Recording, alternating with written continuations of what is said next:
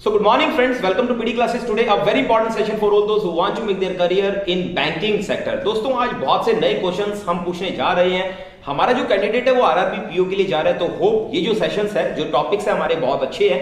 ये चाहे IBPS PO के लिए जा रहे हो, एसबीआई पीओ के लिए जा रहे हो या फिर आरआरबी पीओ के लिए, तो ये क्वेश्चंस बहुत इंपॉर्टेंट है और आपके लिए फ्रूटफुल रहेंगे। आप हमारे दोनों चैनल्स पीडी क्लासेस और इंटरव्यू गाइड एंजॉय कर रहे हैं और बहुत से वीडियोस वहां से देख रहे हैं और बहुत कुछ सीख रहे हैं। तो चलिए हम सबसे पहले वेलकम करते हैं शिवम को। शिवम, आज मेरे साथ निशा है। निशा इंटरव्यू आपका पार्टिसिपेशन रहेगा और निशा भी आपसे कुछ क्वेश्चंस पुट अप करेगी और रिमेनिंग क्वेश्चंस मैं आपसे। Okay sir.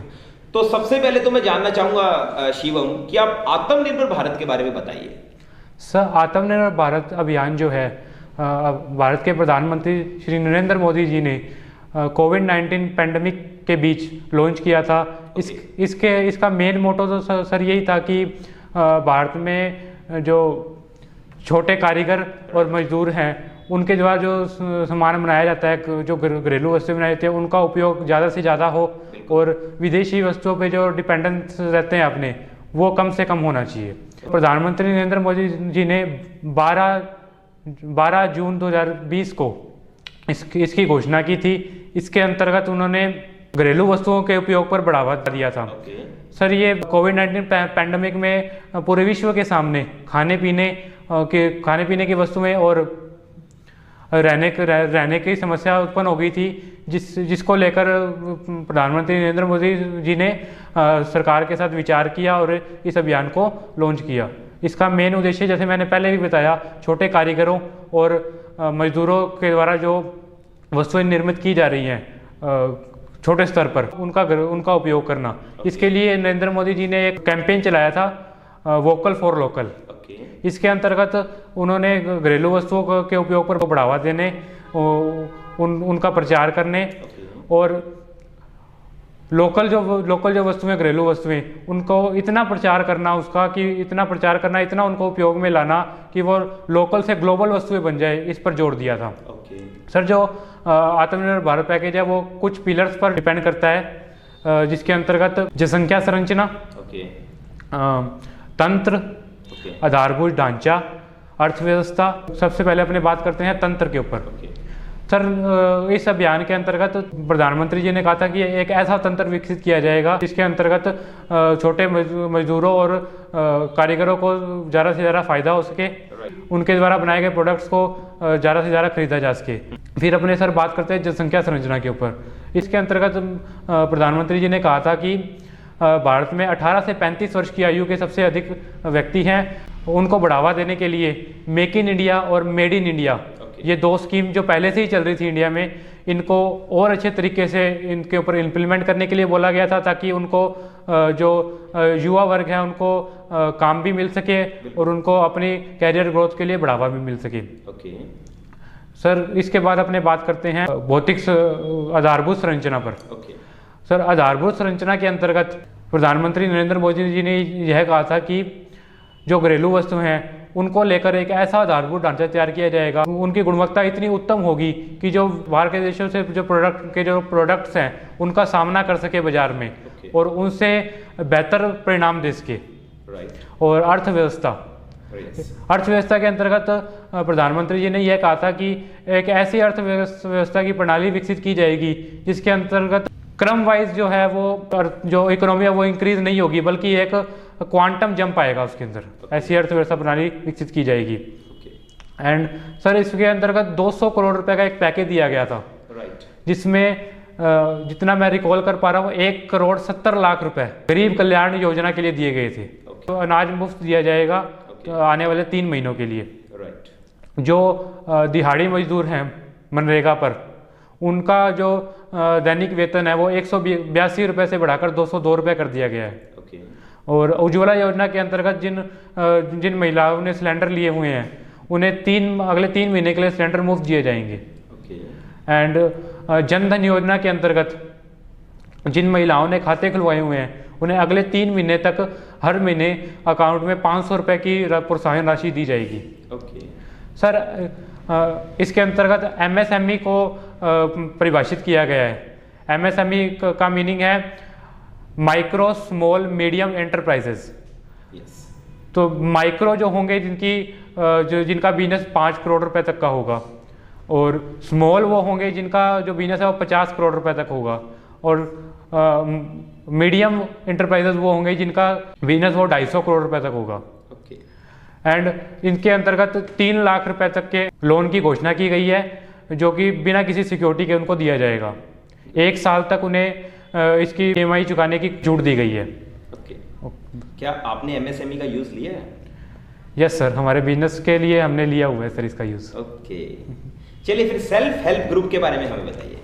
Self help group sir, गाँवों में क्या होता है, जो गरीब लोग होते हैं वो एक कमेटी बना लेते हैं। इसमें मैन वुमेन कोई भी हो सकते हैं, इवन कि इसके अंदर हैंडीकैप भी हो सकते हैं। मैन वुमेन अगर नॉर्मल मैन वुमेन अगर ग्रुप बनाते हैं तो वो 10 से 20 मेंबर्स का ग्रुप बन सकता है, और अगर उसमें हैंडीकैप भी हैं तो 5 से लेकर 20 लोगों तक का ग्रुप बनाया जा सकता है। इसके अंतर्गत जो सदस्य होते हैं वो अपनी सैलरीज का कुछ अमाउंट, एक फिक्स अमाउंट वो रखते हैं, वो उसके अंदर डालते हैं, और जिस मेंबर को कभी ज़रूरत होती है तो वो जितने रुपए ज़रूरत है उनको एक मिनिमम इंटरेस्ट रेट पर उठा लेता है, और ग्रुप है उसको इंटरेस्ट मिलता है। और सर RRB और नाबार्ड इसके लिए लोन भी देते हैं सेल्फ हेल्प ग्रुप के लिए। बहुत अच्छा बताया, थैंक यू सर। मैं निशा को चांस दूंगा, आपसे कोई क्वेश्चन पुट अप करें। निशा प्लीज। शिवम, मैं आपसे आपकी हॉबी के बारे में पूछना चाहूँगी। सर मेरी हॉबी नए नए व्यक्तियों से मिलना, उनसे नई नई बातें सीखना, उनके बारे में जानना, और नए कल्चर को जानना है, और सिंगिंग करना है। लास्ट इंटरव्यू मैंने आपसे सिर्फ सरफासी की फुल फॉर्म पूछी थी। Yes sir. तो सरफासी एक्ट के बारे में आप कुछ बता सकते हैं? यस सर, बताइए। सर सरफासी एक्ट 2002 में लॉन्च किया गया था। यस सर 2002 से पहले क्या होता था कि अगर बैंक्स की NPA, बैंक का कोई अकाउंट NPA हो जाता है, यस तो उसको रिकवर करने के लिए बैंक के पास कोई नीति नहीं थी, कोई कानून नहीं था, कुछ भी नहीं था, वो मतलब डेप्ट बन जाते थे बैंक के। लेकिन नरसिम्हन कमेटी जो है थी, और एक सर मैं उसका एक कमेटी और थी, मैं उसका नाम नहीं रिकॉल कर पा रहा, उन कमेटी ने मिलकर सिफारिश की थी कि एक ऐसा एक्ट बनाया जाए जिसके अंतर्गत जो NPAs जो बढ़ रही हैं उनको रिकवरी करने के लेकर लॉज और दिशा निर्देश दिए जाएंगे। सर इसके अंतर्गत सरफासी एक्ट के अंतर्गत जब कोई व्यक्ति NPA को पे करने में बिल्कुल रुचि नहीं दिखा रहा तो उसका ऊपर कोर्ट केस भी किया जा सकता है। ओके, अच्छा RRB की हिस्ट्री के बारे में हमें कुछ बताइए आप। Yes sir, RRB regional rural banks होते हैं। ये इनकी ब्रांचेज ज़्यादातर ग्रामीण एरिया में होती है सर, अर्बन एरियाज में भी होती है, लेकिन ज़्यादा इसकी ब्रांचेज जो है वो ग्रामीण एरिया में ही है। सर राजस्थान में अभी अगर अपने अप्रोक्स देखें तो 900 RRBs हैं, ब्रांचेज है, 900 RRB की ब्रांचेज हैं, और राजस्थान में 2 RRB हैं, राजस्थान मरुद्रा ग्रामीण बैंक एंड बड़ौदा क्षेत्रीय ग्रामीण बैंक। सर इसके अंतर्गत 1976 को RRB एक्ट बनाया गया था, और 1975 में प्रथम ग्रामीण बैंक मुरादाबाद UP में खोला गया था, और 1976 में एक्ट बनाया गया था ये। एंड सर ये जो RRB होते हैं ये बेसिकली ग्रामीण क्षेत्रों में विकास के लिए, एग्रीकल्चर में विकास के लिए प्रोत्साहन देते हैं, और उन्हें लोन भी देते हैं, क्रेडिट की सुविधा भी प्रदान करते हैं, ओवरड्राफ्ट की सुविधा भी प्रदान करते हैं उन्हें। ओके, अब मैं नाबार्ड के बारे में आपसे जानना चाहूँगा, थोड़ा नाबार्ड पर लाइट करिए। Sir NABARD national banks for agriculture and rural development. Sir ये नाबार्ड जो था B शिवरमन कमेटी की सिफारिशों पर बनाया गया था, 1971 में बनाया गया था। State wise cooperative banks, district cooperative banks और RRB को कंट्रोल करते हैं। सर ये क्रेडिट की सुविधा देते हैं, शॉर्ट टर्म लोन, और नाबार्ड जो होते हैं ये सिर्फ उन्हीं बिजनेस को लोन देते हैं जो पहले से चल रहे हैं, नए बिजनेस को स्थापित करने के लिए लोन नहीं देते ये। सर ये OD की सुविधा भी देते हैं, ओवरड्राफ्ट की। इसके अंतर्गत ये सिक्योर्ड लोन देते हैं, सिक्योर्ड OD देते हैं FDs पर, कि अगर आपको ओवरड्राफ्ट की सुविधा चाहिए तो आप, जैसे आपको अगर 5 लाख की ओवरड्राफ्ट की सुविधा चाहिए तो आप उसके अकॉर्डिंग एक FD करवा लो हमारे बैंक में, जो जिससे अगर आप ओवरड्राफ्ट नहीं चुका पाते हो तो हमारे लिए एक सिक्योरिटी है, हम FD तो आपकी तोड़कर पैसे रिकवर कर सकते हैं। अनसिक्योर्ड लोन ये देते हैं। करंट अकाउंट होल्डर जो होते हैं इनके, उनको उनको अनसिक्योर्ड लोन भी देते हैं। और कहना चाहूँगा नाबार्ड बेसिकली एग्रीकल्चर को प्रोत्साहन देने के लिए बनाया गया है। क्या नाबार्ड में आप अकाउंट खुलवा सकते हैं? सर जितना मेरे को ध्यान है नहीं, आप नहीं खुलवा सकते। बिल्कुल, आपने सही आंसर दिया है। चलिए फिर आप मुझे ये बताइए कि आप बैंकिंग सेक्टर की तरफ क्यों आना चाहते हैं? सर बैंक एक पोटेंशियल सेक्टर है जो तेजी से ग्रोथ कर रहा है। बिल्कुल। यहाँ पे कार्य में निरंतरता होती है जो में जंग लगने से हो जाती है। सर इसका मैं एक एग्जांपल देना चाहूँगा। अभी कोविड-19 में लॉकडाउन लग गया था, तो काफ़ी ऐसे सेक्टर थे जो बंद हो गए थे और काफ़ी लोग बेरोजगार हो गए थे, लेकिन बैंक एक ऐसा सेक्टर था जिसमें कार्य निरंतर चल रहा था। वो अलग बात है कि डिवाइडेशन हो गया था कि इस दिन इतने एम्प्लॉयज़ आएंगे, इस दिन 5 एम्प्लॉयज़ आएंगे, अगले दिन 5 अलग एम्प्लॉयज़, लेकिन कार्य निरंतर चल रहा था। इसलिए जो व्यक्ति है वो मतलब बिल्कुल ये नहीं मान सकता कि बिल्कुल वो अनएम्प्लॉयमेंट के कगार पे आ गए थे।